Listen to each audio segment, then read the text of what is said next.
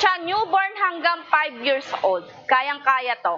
Sun protection, sobrang laki. Silip na silip mo si baby kung ano yung ginagawa sa loob. Malawak talaga yung pinakahihigaan dyan ni baby. Pwede na kumain dito si baby. May lagayan na nga din po yan ng juice or feeding bottle. Footrest niya, pwedeng nakababa, pwede yung itaas.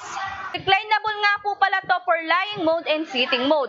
Ganito itsura niya pag naka-lying mode. Ayan, ganyan itsura niya pag naka-sitting mode. And yung pinaka-handle pala neto guys ito, reversible po yung handle. Iangat nyo lang po ito para. Ayan. Para, kahit itulak-tulak niyo si baby, nakikita niyo siya. Nakaharap po siya sa inyo. And madali nga lang din po siyang i-fold. Paano po ba natin siya pa-fold? Dito. Ayan. Ipupush mo lang siya dito, mamutya. Push.